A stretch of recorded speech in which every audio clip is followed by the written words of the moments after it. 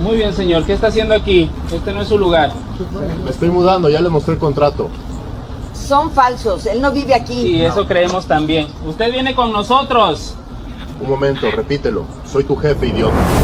Cuando Deborah Lane vio a un hombre hispano cargando cajas hacia su edificio de apartamentos, no contactó a la administración del edificio. No hizo ni una sola pregunta educada. En cambio, caminó directamente hacia él y le dijo que alguien como tú no podía vivir allí de ninguna manera. Cuando Malcolm Rivers le explicó con calma que era su nuevo vecino, ella lo descartó de inmediato y le advirtió que iba a llamar a la policía, porque en sus palabras, un hombre hispano como tú no pertenece aquí. Lo que ella no sabía era que el hombre hispano al que estaba acusando de no pertenecer allí era el nuevo jefe de policía de la ciudad y que su racismo estaba a punto de desmoronar su vida. Antes de seguir, ¿desde qué ciudad o país nos estás viendo? Déjalo en los comentarios. Nos encanta ver desde dónde nos sintonizas. Si crees que mudarte a tu propia casa siendo hispano no debería requerir que demuestres tu inocencia, entonces dale like a este video y suscríbete.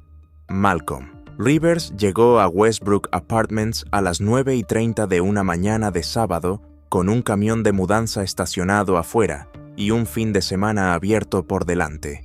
A sus 47 años, Rivers había pasado 22 años ascendiendo por cada rango que ofrecía el Departamento de Policía de Houston. Y hacía 3 semanas había sido nombrado el nuevo jefe de policía de la ciudad, un cargo que ocuparía oficialmente a partir del lunes por la mañana. Hoy era día de mudanza. Había comprado el apartamento 6 semanas antes, firmado la escritura, completado cada parte del papeleo que acompaña a la propiedad inmobiliaria y coordinado con la empresa de mudanzas para que entregara sus muebles más tarde esa misma tarde.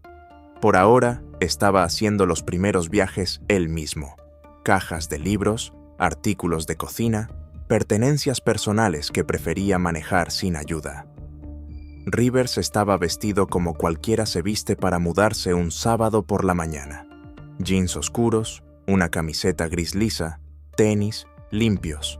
Se veía relajado y sin prisa porque lo estaba. Después de 22 años de presión y responsabilidad y del peso particular de una carrera dedicada a navegar instituciones que no siempre fueron construidas para personas que se parecían a él, una mudanza de sábado por la mañana a su propio hogar se sentía genuinamente pacífica. Cargó la primera caja por la entrada del edificio, tomó el ascensor hasta el 4º piso y caminó por el pasillo hacia el apartamento 4C, el apartamento cuya escritura estaba en ese momento dentro de una carpeta sobre el mostrador de su cocina, esperando el día en que fuera necesaria. Volvió al camión por la segunda caja, luego la tercera. En su cuarto viaje por el pasillo, notó a una mujer blanca de pie cerca del ascensor observándolo. Tendría unos 50 y tantos años, vestida con ropa de fin de semana, brazos cruzados con la postura de alguien que se había nombrado autoridad sobre su entorno hacía mucho tiempo. Su nombre era Deborah Lane y llevaba 12 años viviendo en el apartamento 4A. Observó a Rivers pasar junto a ella con una caja sin decir nada. Él asintió cortésmente y siguió hacia su puerta. En su quinto viaje, ella seguía allí. Esta vez dio un paso al frente. «Disculpe», dijo Lane, con el tono cortante de alguien que considera la confrontación un derecho. «¿Qué es exactamente lo que está haciendo?» Rivers miró la caja en sus manos y luego a Lane con la expresión paciente de un hombre que se ha encontrado con esta energía específica muchas veces antes. «Me estoy mudando», dijo simplemente. Los ojos de Lane fueron de Rivers a la caja y a la puerta del apartamento por la que había estado entrando y saliendo, y su expresión no cambió. «¿Mudándose?», repitió ella, cargando las palabras con una incredulidad que ni siquiera intentó ocultar. «¿A este edificio? ¿Al apartamento 4C?» dijo Rivers. «Soy su nuevo vecino». Lane soltó un sonido breve que quedó en algún lugar entre una risa y un gesto de desprecio. Alguien como usted no puede estar viviendo aquí, dijo. Llevo 12 años en este edificio, sé quién entra y sale, y no me han informado de ningún nuevo inquilino. No soy inquilino, dijo Rivers con calma. Soy el propietario. Compré el apartamento hace 6 semanas. Lane lo miró de la manera en que una persona mira algo que ya decidió que es falso. No me lo creo, dijo tajantemente, y no sé qué está haciendo realmente aquí, pero se ve sospechoso y voy a llamar a la policía. Rivers la miró fijamente. ¿Es porque soy hispano? Lane sostuvo su mirada sin inmutarse. Sí, dijo. Exactamente, porque es hispano. Un hombre hispano como usted no pertenece aquí. Sacó su teléfono y empezó a marcar mientras Rivers permanecía en el pasillo de su propia casa, sosteniendo una caja con sus propias pertenencias. Rivers bajó la caja con cuidado, la apoyó contra la pared y no dijo nada más a Lane. Volvió al ascensor, bajó al camión y siguió mudándose. Podía oír tenuemente la voz de Lane desde el 4º piso mientras cargaba cajas. Estaba al teléfono haciendo la llamada, describiendo a un hombre hispano sospechoso en el edificio. Rivers subió 2 cajas más y las dejó dentro de su apartamento, moviéndose con la misma calma pausada de antes. Tenía 22 años de experiencia entendiendo cómo se desarrollaban estas situaciones y entendía esta por completo. 8 minutos después de la llamada de Lane, las puertas del ascensor se abrieron en el 4º piso y 2 oficiales uniformados salieron. El oficial Sean Whitaker iba primero, blanco, de 40 y tantos, 15 años en la fuerza.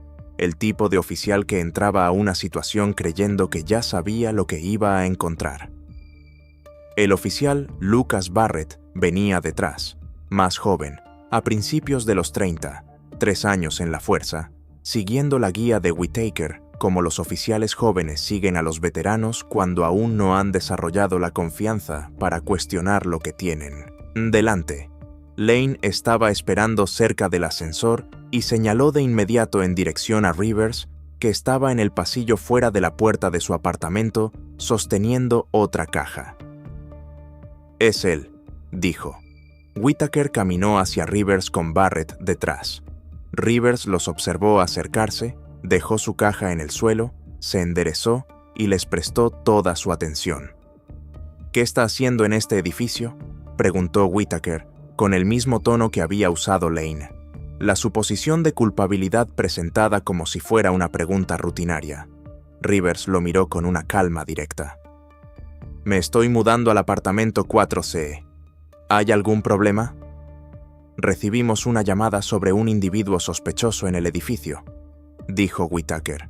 «Necesitamos verificar que realmente vive aquí». «Está bien», dijo Rivers. «Denme un momento». Abrió la puerta de su apartamento, entró y regresó 30 segundos después con una carpeta. La abrió y le entregó a Whitaker la escritura del apartamento 4C, registrada a nombre de Malcolm Rivers, junto con su documentación de prueba de propiedad que mostraba que la compra se había completado 6 semanas antes. El papeleo era completo, oficial y totalmente legítimo. Whitaker tomó los documentos y los revisó. Barrett miró por encima de su hombro desde más atrás en el pasillo. Lane observaba con los brazos cruzados, y cuando Whitaker no se movió de inmediato para arrestar a Rivers, ella alzó la voz. «Probablemente son falsos. Llevo 12 años aquí y sé cuándo alguien se muda, y nadie me informó de que un hombre hispano compró en este edificio. Esos documentos no son reales». Whitaker levantó la vista de los papeles y algo cambió en su expresión. El momento en que un hombre que ya tomó una decisión encuentra la justificación que necesitaba. Miró a Rivers. Ella plantea un punto razonable. Estos podrían ser documentos fraudulentos. Rivers mantuvo la voz uniforme. No son fraudulentos. Todo lo que hay en esa carpeta es legítimo y verificable. Si tienen alguna duda, llamen al número impreso en la escritura. La empresa administradora del edificio aparece ahí mismo. Llámenlos y confirmarán la compra. Whittaker le devolvió los documentos a Rivers y negó con la cabeza. Si esta escritura es falsa, ¿por qué íbamos a llamar a un número impreso en ella? No vamos a hacer eso. Rivers lo miró por un momento. Entonces se niegan a verificar los documentos contactando a la empresa emisora. Necesitamos verificar todo en la comisaría, dijo Whittaker. Tiene que venir con nosotros. No voy a ir a ninguna comisaría, dijo Rivers con claridad. Acabo de mostrarle mi escritura y mi prueba de propiedad de esta vivienda. Le ofrecí una forma directa de verificarlo todo en 30 segundos. Conozco mis derechos y estoy plantado en ellos ahora mismo. Barrett cambió ligeramente el peso de su cuerpo, sus ojos moviéndose entre Whittaker y Rivers, algo en su expresión sugiriendo una incomodidad que no estaba preparado para expresar delante de su superior. Necesita calmarse, dijo Whittaker, bajando la voz a algo más autoritario. Le dijimos que esos documentos podrían ser falsos. No vamos a llamar a ningún número de una escritura potencialmente fraudulenta. Tiene que venir con nosotros a la comisaría para resolver esto como corresponde. ¿Quiere arrestarme?, dijo Rivers, incluso después de haberle mostrado documentación de propiedad de este inmueble.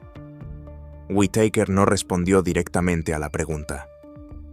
Dese la vuelta despacio y resolveremos esto en la comisaría, dijo, dando un paso más cerca. Rivers miró a Whittaker, luego a Barrett, luego otra vez a Whittaker. Ambos oficiales ya se estaban moviendo, cerrando el espacio entre ellos, y Rivers con el lenguaje corporal de hombres a punto de realizar un arresto. Rivers les había mostrado la escritura, les había mostrado la prueba de propiedad, les había ofrecido una forma de verificarlo todo en 30 segundos. Descartaron todo. Llevó la mano lentamente al bolsillo trasero, asegurándose de que ambos oficiales pudieran ver con claridad sus manos, y sacó una cartera de placa de cuero. La abrió y la sostuvo para que ambos pudieran ver la placa y la tarjeta de identificación detrás de la ventana de plástico transparente. Departamento de Policía de Houston. Jefe de Policía, Malcolm Rivers. El pasillo quedó completamente en silencio. Whittaker se quedó mirando la placa. El color abandonó su rostro casi al instante, como un hombre que acababa de ver cómo toda su carrera empezaba a colapsar delante de él. Barrett dio un pequeño paso hacia atrás sin parecer darse cuenta de que lo había hecho. Ambos conocían esa placa. Llevaban 2 semanas recibiendo memorandos internos del departamento sobre el nuevo jefe que asumiría el lunes. Habían visto el nombre, habían visto la fotografía y estaban ahí, de pie en un pasillo, después de haber intentado arrestarlo tras enseñarle él su escritura. La voz de Lane llegó desde el fondo del pasillo, todavía desafiante. Esa placa también probablemente es falsa. Señora. La voz de Whittaker salió más brusca de lo que pretendía al interrumpirla, sin apartar los ojos de la placa en la mano de Rivers. Rivers cerró la cartera de la placa y volvió a guardársela en el bolsillo. Miró a Whittaker y luego a Barrett con una expresión completamente serena y absolutamente final. Los veré a ambos en mi oficina el lunes por la mañana, dijo en voz baja, 8 de la mañana. Ninguno de los 2 oficiales dijo nada. Rivers se giró hacia Lane, que estaba más abajo en el pasillo, viéndose por primera vez como una mujer que entendía el peso de lo que había puesto en marcha. Tendrá noticias de mi abogado, dijo simplemente. Luego Rivers volvió a mirar a los 2 oficiales. Antes de que cualquiera de ustedes abandone este edificio, necesito 3 cosas. Las grabaciones de CCTV de este pasillo correspondientes a hoy, la grabación de la llamada al 911 que los trajo aquí y documentación oficial por escrito de este incidente, incluidos sus números de placa, el registro de la llamada y todo lo que se dijo e hizo en este pasillo hoy. Whittaker asintió una sola vez, el asentimiento de un hombre que sabe que ya está parado en medio de los escombros de algo que no puede reparar. Rivers levantó su caja del suelo del pasillo, La llevó al apartamento 4C y cerró la puerta detrás de él. Tenía una mudanza que terminar. Malcolm Rivers pasó el resto del sábado terminando su mudanza. Los muebles llegaron por la tarde. La empresa de mudanzas subió todo, y para la noche, Rivers estaba sentado en su nuevo apartamento, rodeado de cajas que aún no había desempacado, con la carpeta de documentos de propiedad sobre el mostrador de la cocina y 3 elementos concretos en su teléfono: las grabaciones de CCTV, la grabación del 911 y la documentación del incidente que había solicitado a Whitaker y Barrett antes de que se fueran del edificio. Escuchó la llamada al 911 una vez esa noche. Vio las imágenes del pasillo una vez. Luego dejó el teléfono, se hizo la cena y se fue a dormir.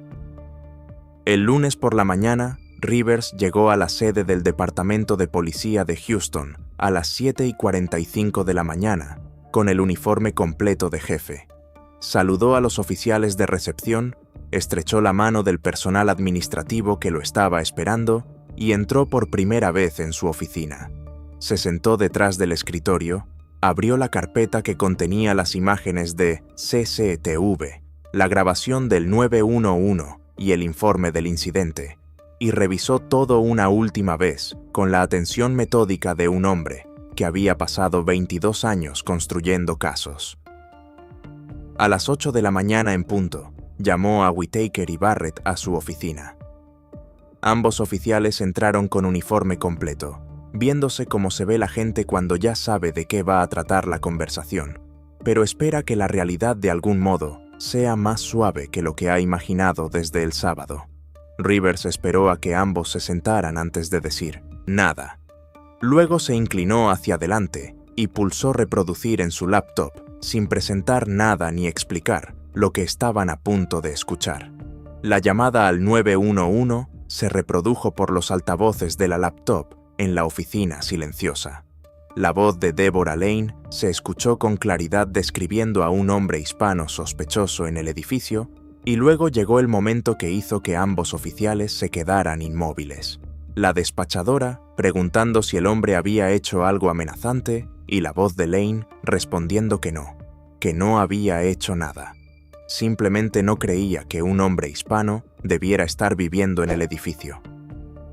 La llamada duró 3 minutos y 14 segundos, y cuando terminó, Rivers pulsó detener y miró a ambos oficiales.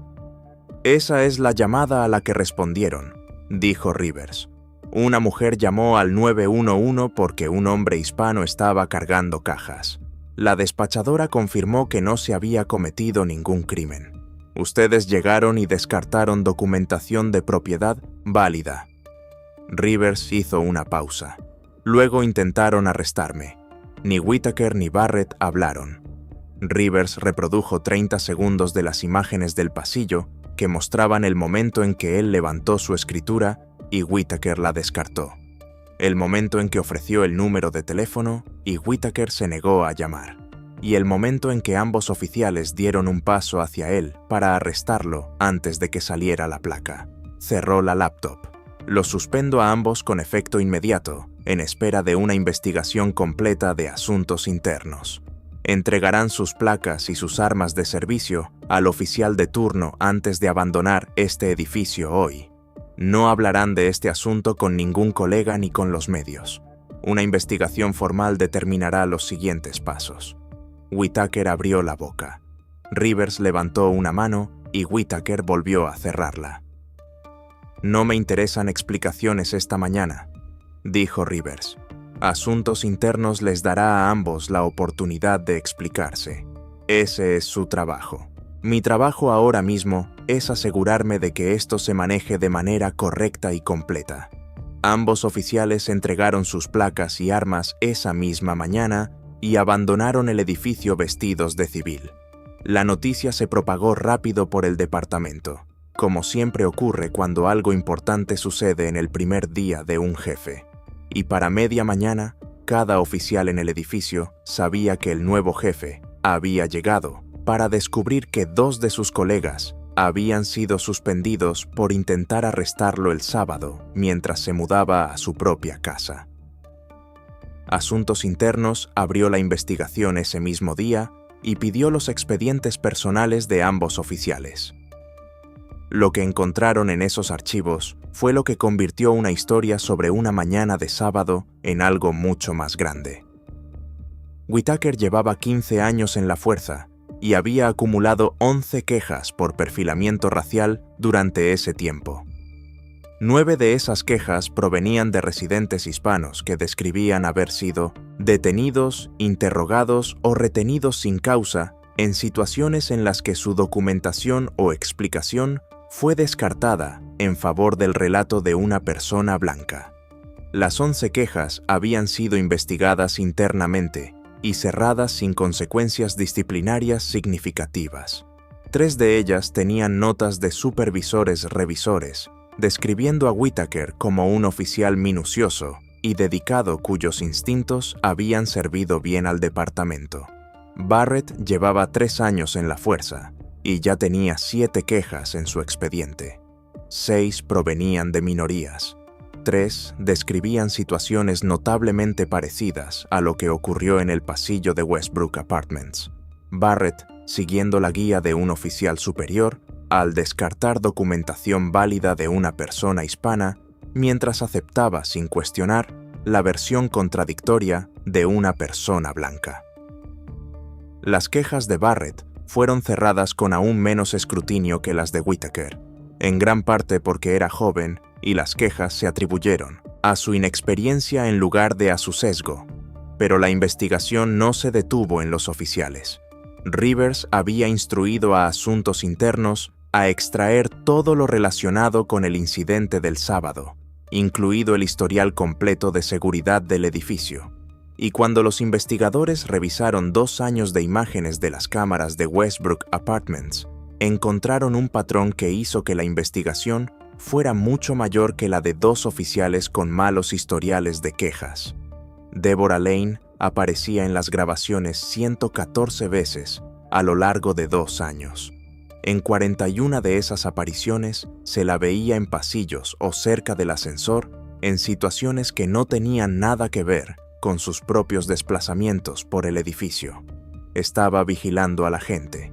Específicamente, estaba vigilando a residentes hispanos, siguiendo sus movimientos con la mirada, posicionándose cerca de la entrada cuando los veía llegar.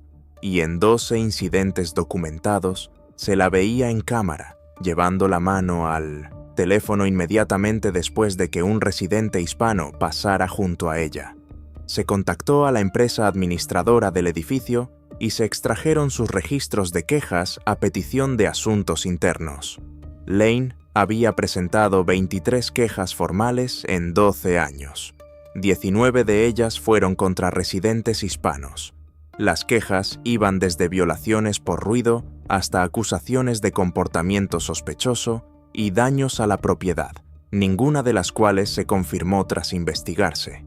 3 inquilinos hispanos se habían mudado de Westbrook Apartments dentro de los 6 meses posteriores a campañas sostenidas de quejas por parte de Lane, y 2 de ellos dejaron reseñas en páginas de apartamentos mencionando a una vecina hostil que los hacía sentirse no bienvenidos e inseguros en su propia casa. Asuntos Internos contactó a los 3 antiguos inquilinos. 2 aceptaron hablar. La primera fue una mujer hispana que había vivido en el apartamento 4B, justo al lado del de Lane, durante 8 meses antes de marcharse. Describió a Lane tocándole la puerta para quejarse del ruido cuando ella estaba viendo la televisión a volumen normal, llamando repetidamente a la administración del edificio por su causa y quedándose de pie en el pasillo mirando su puerta en múltiples ocasiones. Ella había presentado 2 quejas ante la administración del edificio, que se resolvieron con nada más que una carta dirigida a Lane. Se fue porque el ambiente se volvió demasiado hostil para quedarse. El segundo antiguo inquilino era un hombre hispano que había vivido en el apartamento 4D durante 4 meses antes de que la campaña de quejas de Lane hiciera su vida diaria en el edificio tan incómoda que irse pareciera más fácil que luchar. No presentó quejas porque no creía que eso fuera a cambiar nada. Ambos, al enterarse de lo que Lane le había hecho a Rivers el sábado, dijeron lo mismo con distintas palabras. No les sorprendía. Rivers presentó la demanda civil contra Deborah Lane a través de su abogado el miércoles, 4 días después del incidente.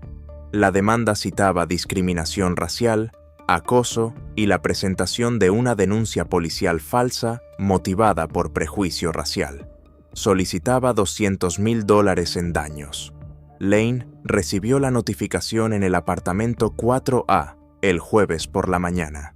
Para la tarde del jueves, alguien había filtrado la grabación de la llamada al 911 a una cadena local de noticias. Para la noche del jueves, ya era noticia nacional. Para la mañana del viernes, 40 millones de personas habían escuchado la voz de Deborah Lane diciéndole a una despachadora del 911 que estaba llamando porque un hombre hispano no pertenecía en su edificio, y se habían enterado de que ese hombre hispano era el nuevo jefe de policía de la ciudad. La grabación del 911 hizo lo que siempre hacen las grabaciones de racismo explícito cuando llegan al público. Eliminó toda defensa posible antes de que el caso legal hubiera comenzado realmente. No hacía falta interpretar imágenes, ni sopesar versiones opuestas, ni había ambigüedad sobre la intención. La voz de Deborah Lane decía exactamente lo que quería decir en lenguaje claro a una despachadora gubernamental por una línea grabada, y 40 millones de personas lo escucharon dentro de las 48 horas posteriores a que se filtrara a los medios. El abogado de Lane emitió un comunicado 2 días después de que la grabación se hiciera pública, diciendo que su clienta había actuado por una preocupación genuina por la seguridad del edificio y que sus palabras habían sido sacadas de contexto. El comunicado duró aproximadamente 6 horas antes de volverse inutilizable, porque no existe contexto alguno en el que decirle a una despachadora del 911 que llamas porque un hombre hispano no pertenece a tu edificio signifique otra cosa distinta a exactamente lo que suena. El abogado dejó silenciosamente de emitir comunicados después de eso. El abogado de Rivers, mientras tanto, estaba construyendo un caso civil que no necesitaba la grabación del 911 para ganar, pero era considerablemente más fuerte gracias a ella.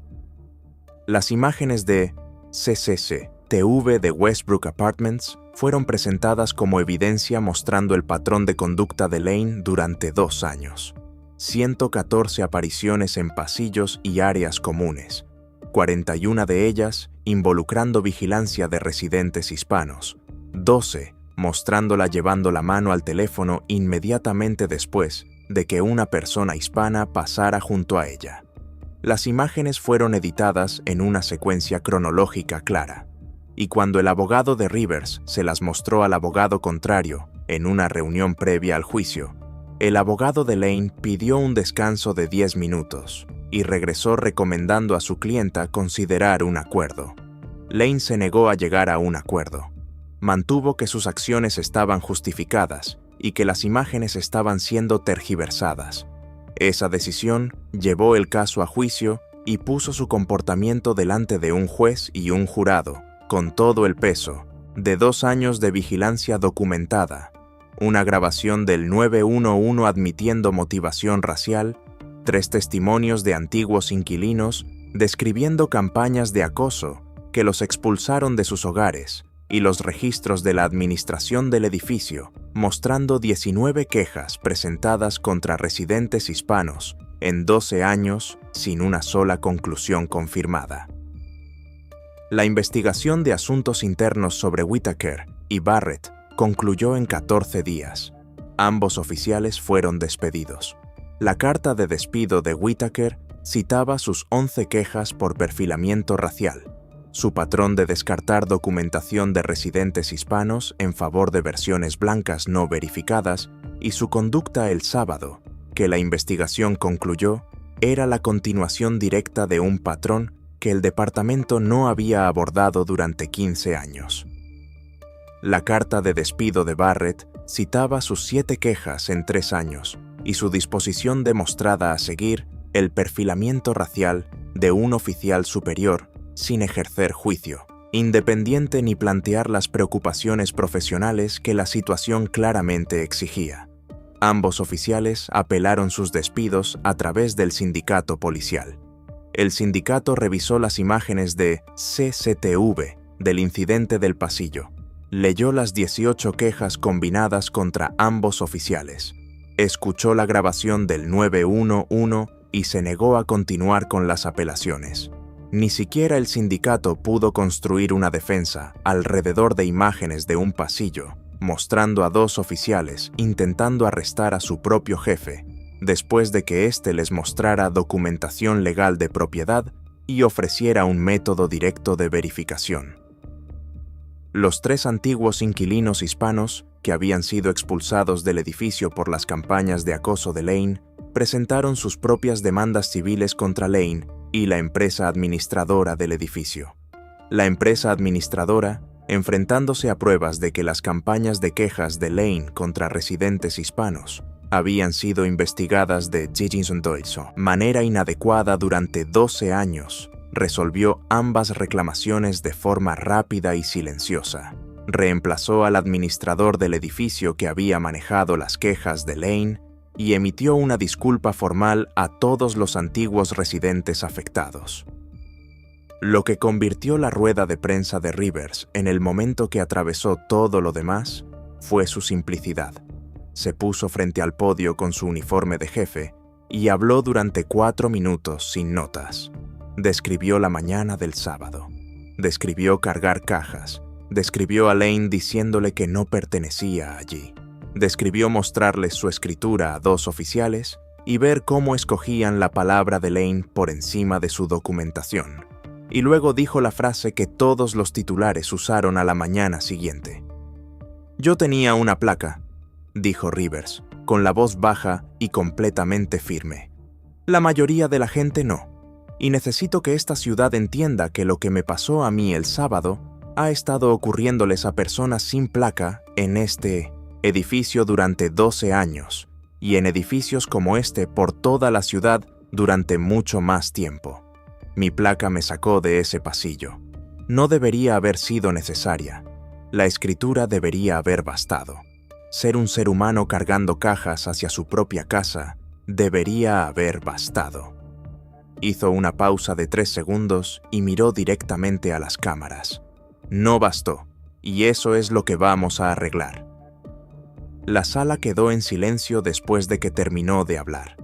Ninguna pregunta parecía adecuada de inmediato después de esas palabras, y los reporteros que habían cubierto Houston durante años escribieron después que no podían recordar una conferencia de prensa en la que el silencio posterior a una declaración golpeara más fuerte que la propia declaración.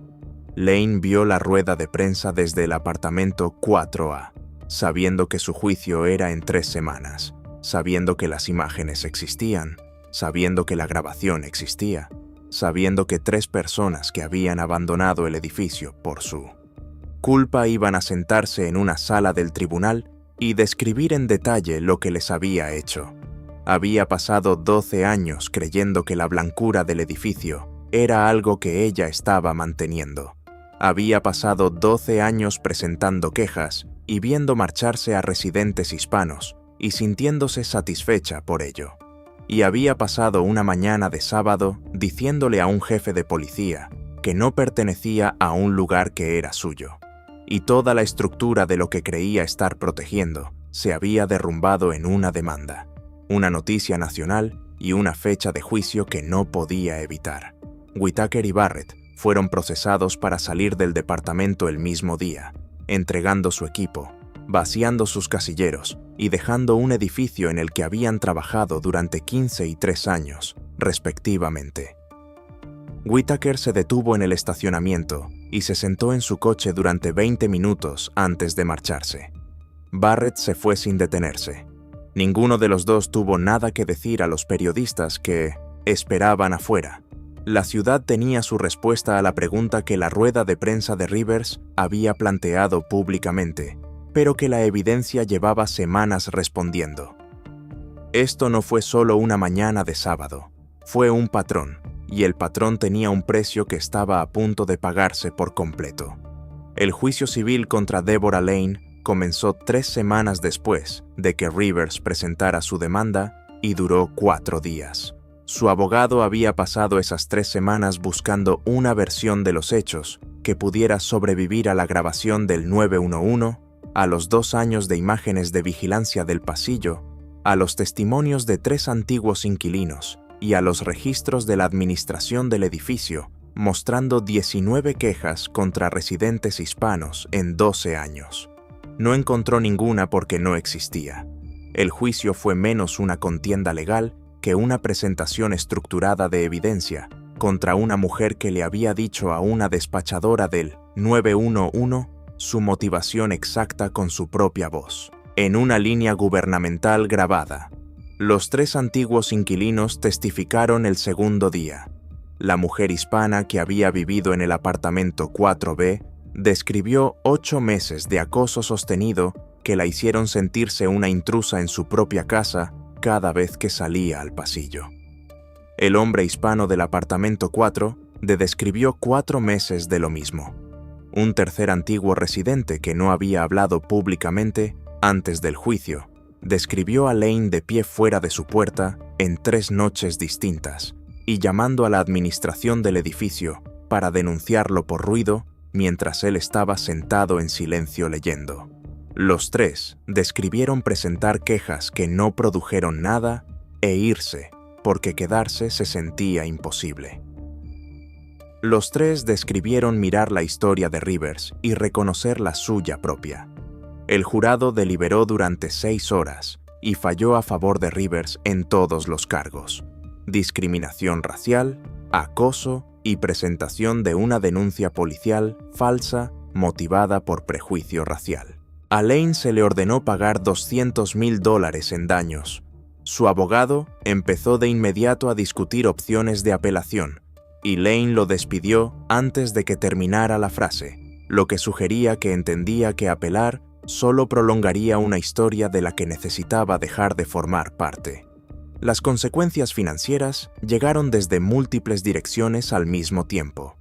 El empleador de Lane, una empresa mediana de bienes raíces en Houston, había estado observando cómo se desarrollaba la historia durante 3 semanas antes de que llegara el veredicto. La despidieron 2 días después de la decisión del jurado, citando una conducta incompatible con los valores declarados de la empresa y el daño reputacional que sus actos habían causado. El despido fue inmediato y sin indemnización. Lane había trabajado allí durante 9 años. La empresa administradora del edificio, que ya enfrentaba las reclamaciones resueltas de 2 antiguos inquilinos y el escrutinio público por 12 años de manejo inadecuado de quejas, revisó el contrato de arrendamiento de Lane y determinó que su campaña sostenida de acoso contra residentes constituía una violación de la política de conducta del edificio. Emitieron una notificación de terminación del contrato 4 semanas después del veredicto del juicio. Lane tenía 90 días para desalojar el apartamento 4A, el apartamento donde había vivido 12 años y donde había pasado 12 años intentando impedir que entraran hispanos. Se fue un martes por la mañana sin nadie mirándola, salvo la cámara de seguridad del edificio que la grabó, cargando cajas hacia un camión de mudanza. El mismo pasillo, el mismo ascensor, la misma entrada donde le había dicho a Malcolm Rivers que no pertenecía allí. Se había ido antes del mediodía. El oficial Sean Whitaker, de 39 años en el momento de su despido, pasó 4 meses intentando encontrar trabajo en las fuerzas del orden en condados vecinos, antes de aceptar que su historial de despido y la naturaleza pública de su conducta lo habían vuelto inempleable en el campo. Aceptó un trabajo en seguridad privada con un salario significativamente menor.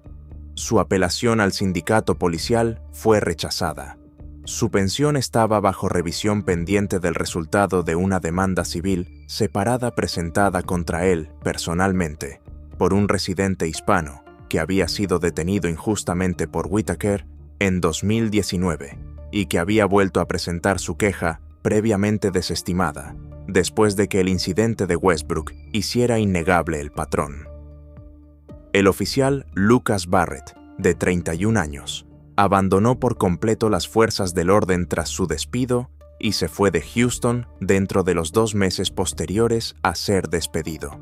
No dio entrevistas ni hizo declaraciones públicas. Su expediente, ahora parte del registro público de la investigación, mostraba 7 quejas en 3 años que debieron haber desencadenado una intervención mucho antes de que un pasillo en Westbrook Apartments acabara, con una carrera antes de empezar realmente.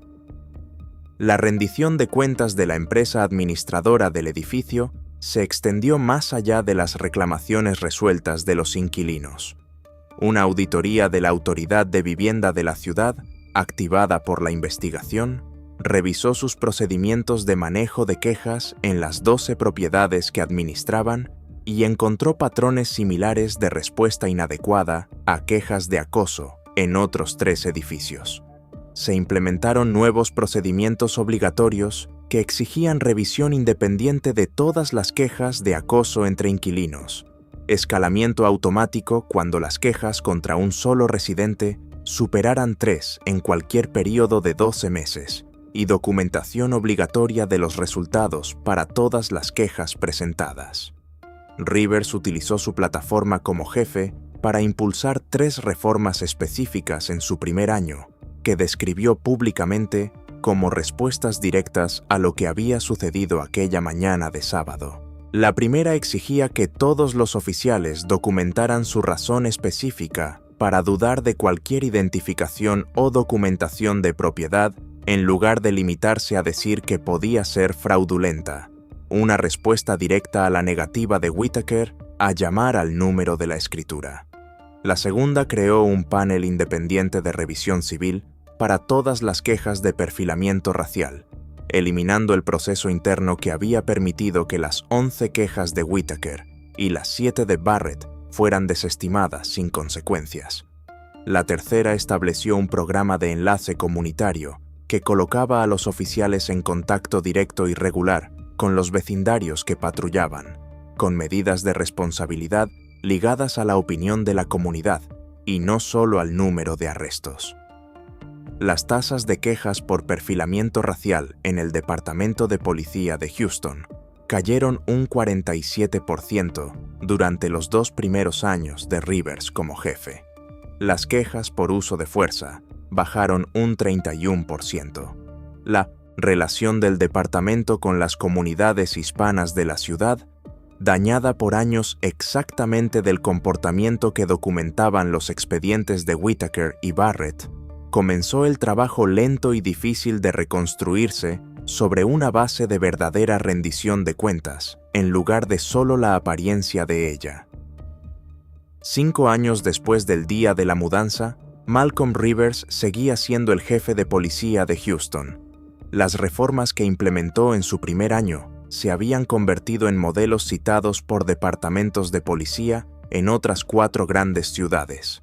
Deborah Lane vivía en otra parte de Houston, trabajaba en otra industria y estaba permanentemente unida a una grabación del 911 que habían escuchado decenas de millones de personas y que todavía se usaba en programas de formación sobre vivienda justa y seminarios de derechos civiles, como uno de los ejemplos grabados más claros de alguien declarando sin ambigüedad su motivación racial. La grabación nunca dejó de circular. Nunca lo haría. El fallo de $200,000 figuraba en el historial financiero de Lane como consecuencia permanente de una sola mañana de sábado en la que decidió decirle a un hombre que no pertenecía a un lugar que era suyo. Las cajas de mudanza fueron desempacadas. El jefe estaba en su oficina y el pasillo donde ella había hecho su escena era ahora solo un pasillo, sin nada en él excepto las cámaras del edificio que lo habían grabado todo, y el conocimiento de que la mujer que había pasado 12 años decidiendo quién pertenecía allí, había sido la que terminó teniendo que irse. Si esta historia te mostró que el racismo en la vivienda es sistémico y deliberado, y que quienes lo practican dependen del silencio y de consecuencias insuficientes para seguir operando. Compártela con todos los que necesiten entender que la rendición de cuentas cambia los sistemas y el silencio protege a las personas equivocadas. ¿Qué protecciones evitarían que los vecinos utilicen quejas y llamadas al 911 como armas contra residentes hispanos durante años sin consecuencias? Deja tus respuestas en los comentarios y cuéntanos qué reformas de vivienda te importan más. Y si crees que volver a casa nunca debería requerir una placa para demostrar que perteneces allí. Suscríbete porque vamos a traerte más historias donde la verdad desmonta lo que el racismo tardó años en construir y la justicia llega exactamente donde más se necesita.